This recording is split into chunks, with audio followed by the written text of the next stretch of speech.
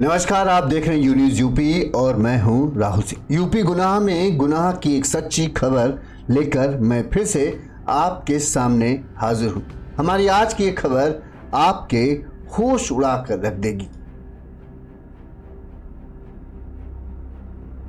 कहते हैं खाली दिमाग जो होता है वो शैतान का घर होता है। लिहाजा आदमी को किसी भी स्थिति में हो लेकिन कुछ ना कुछ काम करते रहना चाहिए जिसकी वजह से उसका दिमाग व्यस्त रहे। अगर दिमाग में उथल पुथल मची तो वही होता है जो यूपी के शाहजहांपुर जिले में हुआ।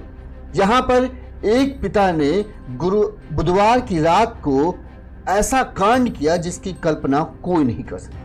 पिता के खाली दिमाग ने उसे जल्लाद बना दिया, शैतान बना दिया और देर रात पिता ने घर में सो रहे 3 मासूम बेटियों और एक लौते बेटे को बेदर्दी से मौत के घाट उतार दिया। चारों बच्चों की पिता ने गड़ासे से गर्दन काट दी और उन्हें मौत के घाट उतारा। इसके बाद खुद की अपनी जीवन लीला समाप्त कर दी। बताते हैं कि बच्चों की लाशें इस कदर कमरे के अंदर पड़ी थी बिस्तर पर कि जब पुलिस पहुंची तो बच्चों के शवों को देखकर तो एक बार पुलिस अधिकारियों को भी कलेजा कहते हैं कांप गया। उन्होंने भी नहीं कल्पना थी कि कुछ ऐसा उन्हें कभी अपनी जिंदगी में देखने को मिला। गांव के लोग हैरान थे कि उन्होंने ये सपने में भी नहीं सोचा था कि ऐसा कभी कोई भयावह कांड उनके गांव में हो जाएगा और इस तरह का भयावह दृश्य 4 मासूम बच्चों की लाशें उन्हें देखनी पड़ेगी। आखिर बच्चों के लिए दिन रात तपने वाले पिता ने, अपना खून पसीना जलाने वाले पिता ने क्यों अपने ही प्यारे बच्चों को बेदर्दी से मौत के घाट उतार दिया? आइए ये पूरी खबर हम आपको तफसील से बताते हैं ताकि पूरा घटनाक्रम आपको समझ आ सके। ये पूरी घटना है यूपी के शाहजहांपुर जिले के रोजा थाना क्षेत्र के मानपुर चकरा गोटिया गांव। यहाँ के रहने वाले राजीव की 14 साल पहले कौशल्या नाम की लड़की से शादी हुई। पड़ोसिया कहने हैं, जो पड़ोसी थे उनका कहना है राजीव भले ही कम पढ़ा लिखा था लेकिन काफी मेहनती था, बुद्धिमान था और बड़ा ही होशियार था। खूब मन लगा के काम करता था और अपनी पत्नी और बच्चों का खूब ध्यान रखता है। शादी के बाद कहते हैं कि कौशल्या और इस राजीव की पहली बेटी हुई कीर्ति के होने के 2 साल बाद दूसरे नंबर की बेटी हुई प्रगति। इसके बाद इसी तरह से एक और बेटी हुई स्मृति। इस तरह से 3 बेटियां हो गई थी।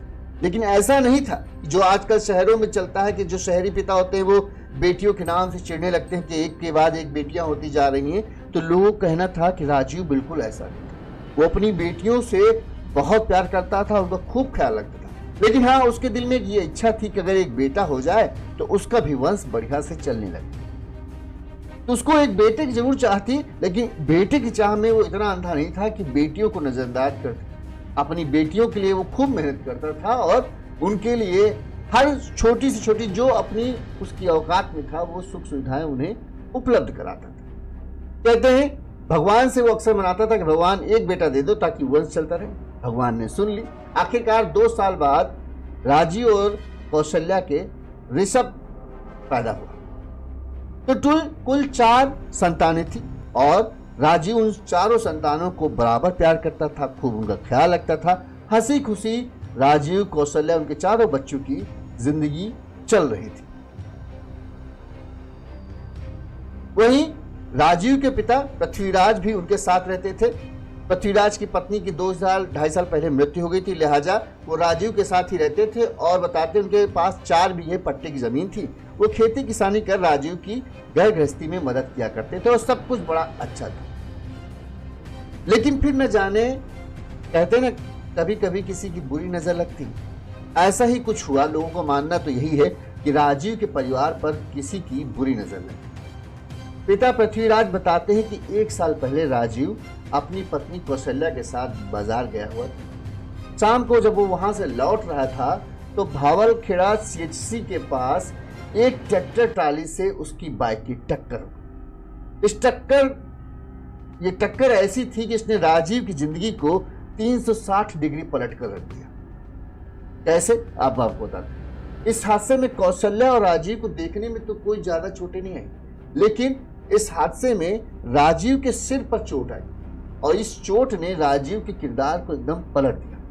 जो राजीव अपने परिवार की खूब ख्याल रखता था, खूब मानता था, खूब बच्चों को दुलार करता था, पत्नी को खूब प्यार करता था, इस चोट के बाद राजीव एकदम गुस्सैल हो गया।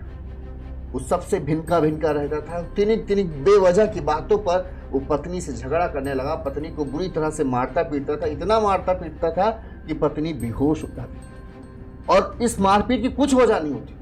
कहते थे कि वो अपने आप से बात करने लगा, यानी एक तरीके से कहें उसकी दिमागी स्थिति इस हादसे के बाद ठीक नहीं रहती थी।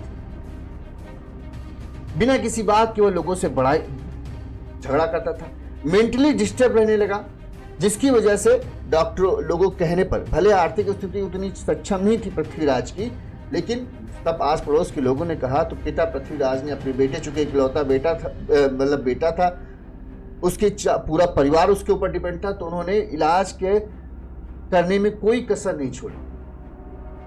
बरेली में उसका इलाज वो चला रहे थे। कहते हैं दवा जब तक वो राजीव खाता था तब तक तो ठीक रहता था, लेकिन जब जैसे ही दवा का असर खत्म होता था वो फिर उल्टा सीधा आए बाएं बकने लगता था। यहाँ तक कि कई बार वो कहते हैं कि पत्नी से कहता था कि मारपीट होती थी तो इस दौरान पत्नी कहती थी कि तुम इस तरह मुझे मारते, इससे अच्छा मेरा गला दबाकर हत्या कर दो। तो कहता नहीं, तुझे मारेंगे तो तेरे घर वाले मुझे जेल कर देंगे, तुझे नहीं मारेंगे, तेरे बच्चों को मारेंगे। जो राजीव बच्चों के लिए जान लुटाता था, अब वही राजीव बच्चों को रोज मारने की धमकी देने लगा। क्यों? कोई वजह नहीं, बस उसके दिमाग में कुछ खुराफात चल रही थी उस हादसे के बाद से। बताते हैं अपने बेटे की तबीयत ठीक करने के लिए जो दादा पृथ्वीराज थे, उन्होंने अपने गन्ने की खड़ी फसल के साथ 4 बीघा जमीन को गिरवी रख दिया। लखनऊ से लेकर बरेली तक राजीव का उपचार कराया, लेकिन वो ठीक नहीं हुआ। दवा खाने पर आराम से हो जाता, लेकिन जब दवा का असर कम होता तो फिर से गुस्सैल हो जाता, बिना बात के लोगों से झगड़ा रखने लगता। डॉक्टर ने बताया था कि राजीव के दिमाग में ब्लड जमा हो गया है, इसकी वजह से राजीव डिप्रेशन में रहा था। डॉक्टर का कहना था कि उसका ऑपरेशन करना पड़ेगा, लेकिन ऑपरेशन करने के बाद भी राजीव ठीक हो जाए इसकी गारंटी नहीं थी और ऑपरेशन का करीब 4 से 5 लाख रुपए खर्चा था। अब कौशल्या का था कि इतने पैसे हमारे पास एक तो थे नहीं, ऊपर से अगर कहीं से कुछ भी बेच बाच के इंतजाम भी कर ले उसके बाद भी ठीक होने की गारंटी नहीं, तो क्या करेंगे। लिहाजा उनको ये था, कौशल्या ने मान लिया कि अब भगवान ने 13-14 साल की अच्छी जिंदगी दी थी, अब ये जो बची हुई जिंदगी है मार पीट के किसी तरह से ये गुजार लेंगे, जब तक बड़े हो जाएंगे, भगवान बच्चे बड़े हो जाएंगे तो फिर आगे का देखा जाएगा। बताते हैं कि जब भी राजीव को दौरे पड़ते तो वो अनाप शनाप की हरकत कर, गांव के जो लोग पहले राजीव को प्यार करते थे अब वो उससे डरने लगे थे। गांव देहात में तो जानते ही आदमी अपने आप से बतिया रहा। वो डॉक्टरों को जब मनोचिकित्सक पास उसे ले जाया गया तो वो डॉक्टर से बताता था कि ऐसा लगता है कि मेरे दिमाग में कुछ अजीब सी सनसनाहट हो रही, मुझे कुछ लग रहा है जैसे कुछ आवाजें आ रही हैं, कोई मेरे कान में कुछ फुसफुसा रहा है। ये सब बातें जब गांव में फैलती हैं तो गांव वाले जानते हैं 10 तरह की बातें सोचते हैं। वो मनोवैज्ञानिक वाला या साइंस वाली बात अलग, उनको लगता था कहीं किसी ऐसा तो नहीं कुछ राजीव के ऊपर किसी भूत या प्रेत का साया है। इसके वश में आकर इसी वजह से राजीव अजीब अजीब हरकत करता है और जिसकी वजह से लोग अब उससे डरने लगे थे, अपने बच्चों को उसके पास जाने नहीं देते थे। ये तक हो गया था।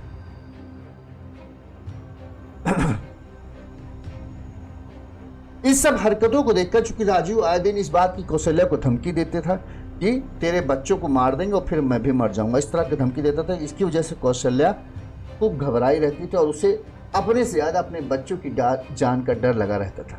लेकिन कैसे, जैसे अब पति है, बीमार है, अब क्या कर से छोड़ भी नहीं सकती थी।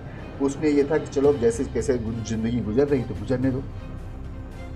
परिवार की गरीबी कौशल्या बताती कि आर्थिक स्थिति, चूंकि अब हादसे के बाद से राजीव ने काम धंधा भी छोड़ दिया था, काम वाम बिल्कुल नहीं किया था, मन होता करता, मन नहीं होता करता, कहो जिसके यहाँ काम कर रहा हो उसी से झगड़ा करके आ जाए, इसकी वजह से काम कोई उसे देता भी नहीं था।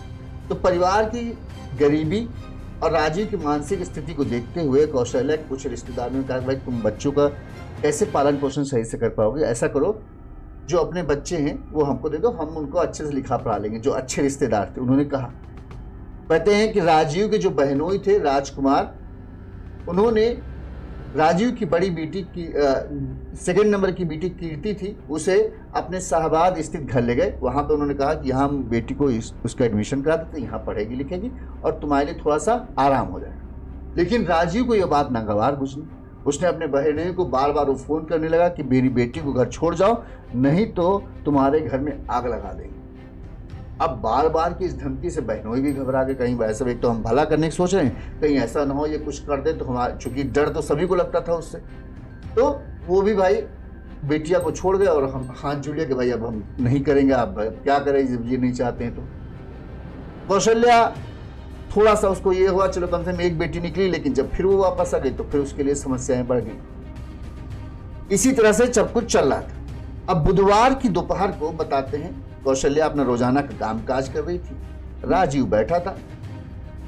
कौशल्या ने, बच्चे स्कूल गए हुए थे, स्कूल से लौटने का उनका समय हो रहा था, लिहाजा कौशल्या ने दाल चावल बना रखा। इससे पहले बच्चे स्कूल से लौट के आए, पता नहीं राजीव का अचानक ही दिमाग घूमा और उसने कौशल्या को मारना पीटना शुरू कर दिया। कौशल्या किसी तरह से बचा रही थी, लेकिन बताते हैं कि इस तरह से बेसुध होकर मार रहा था कि कौशल्या बेसुध होकर गिर गई। इसके बाद राजीव रुका। थोड़ी देर बाद जब कौशल्या थोड़ा सा होश में आई तो उसे आज पहली बार बहुत ज़्यादा डर लगा।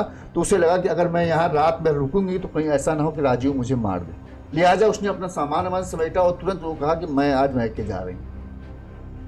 जैसे ही मैके के लिए निकलने लगी, उसने अपने बेटे को गोद में ले लिया, ऋषभ को, कि हम बेटे को लेके जा रहे हैं। तुरंत राजीव आया, उससे उसका बेटे को छीन लिया, बेटे को पुचकार दे रुलाने लगा, उससे कहने लगा तुमको जाना हो जाओ, बच्चे कोई भी नहीं जाए। अब उसका इस रूप को देखकर कौशल्या डरी हुई थी, लिहाजा कौशल्या वहां से निकल गई। कौशल्या सीधे, ऐसा नहीं कौशल्या बच्चों को छोड़कर सीधे अपने मायके चले गए, कौशल्या सीधे पहुंचती है स्कूल।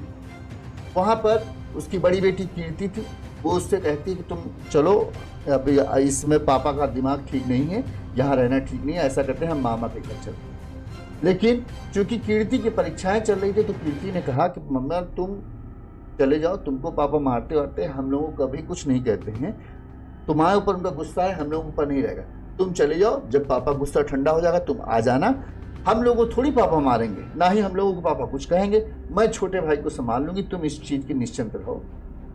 पता नहीं क्या कौशल्या हुआ, उसे लगा कि चलो ठीक है, ये बात सच है कि आज तक राजीव ने जितनी भी बार मारपीट की मेरे साथ की, लेकिन कभी बच्चों को उसने हाथ नहीं लगाया।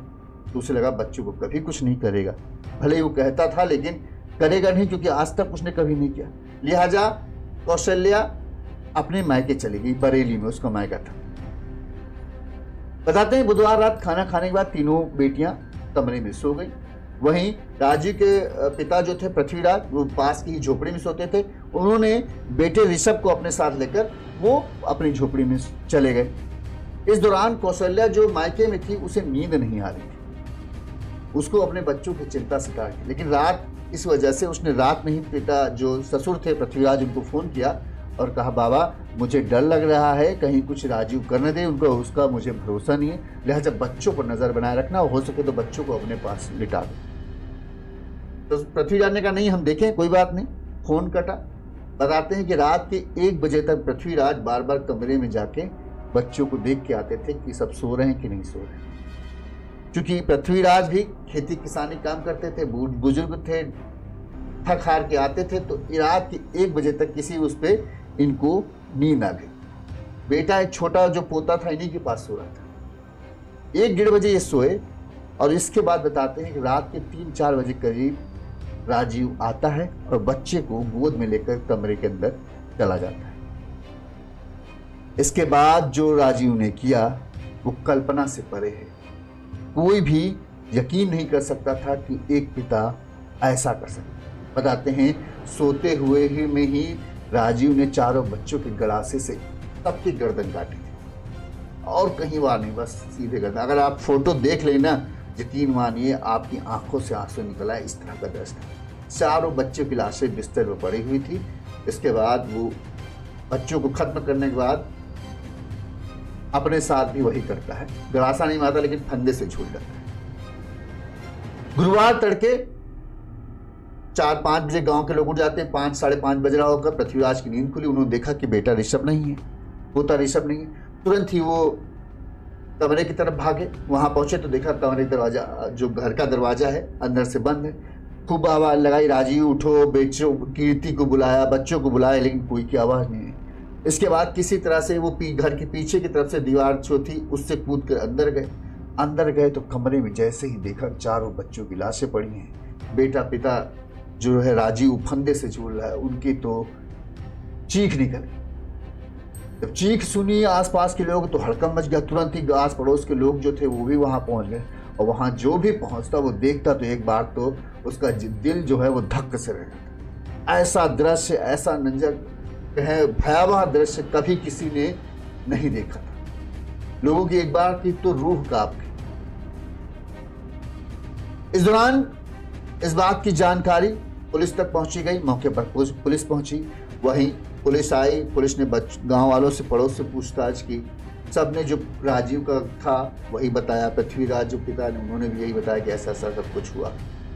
इस दौरान माँ कौशल्या को इस बात की जैसे ही खबर दी गई, उसको तो बेचारी को कहे नंगे पैर, बरेली से समझ लीजिए वो नंगे पैर अपने ससुराल आई, और पूरे रास्ते बस बिलखती रही कि मुझे लग रहा था कुछ हो जाएगा, मुझे लग रहा था कुछ हो जाएगा। मेरे बच्चों को मार डाला, मैंने कभी नहीं सोचा था कि ऐसा कभी कुछ हो जाएगा।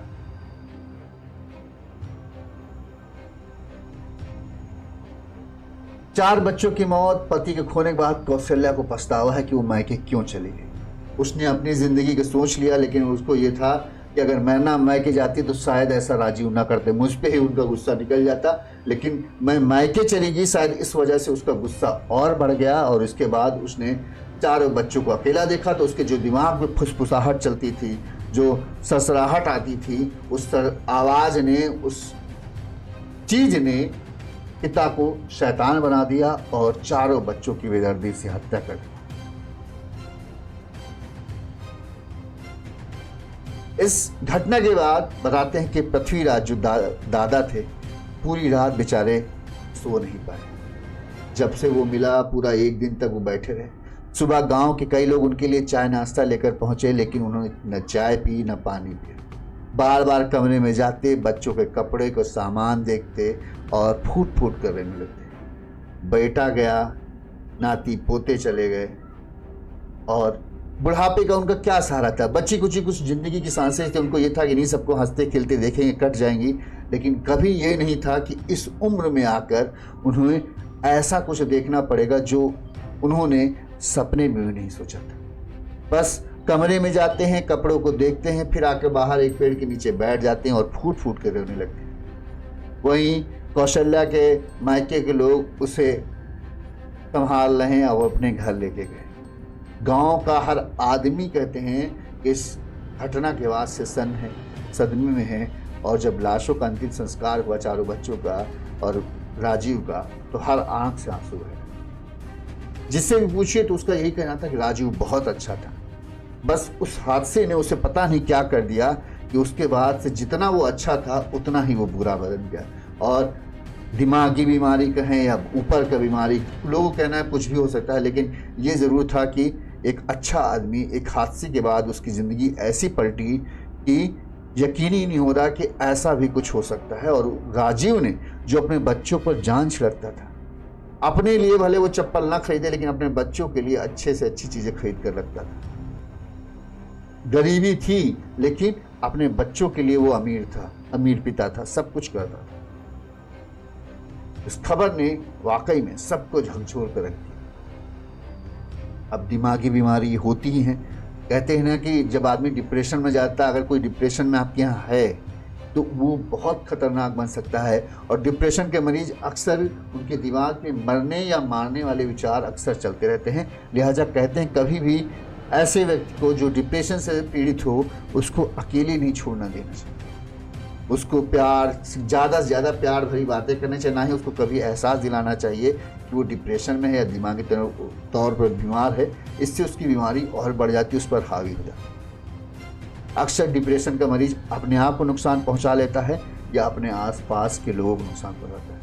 यही कुछ हुआ।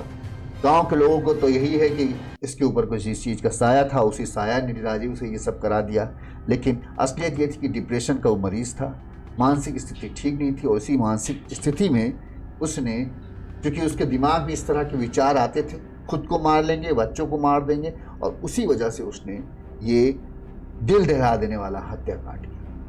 इस खबर के बारे में आपकी क्या राय है, हमें कमेंट करके जरूर बताइएगा। इसी तरह से गुनाह की तमाम खबरें हम आप तक पहुंचाते रहेंगे। देखते रहिए यू न्यूज़ यूपी। नमस्कार।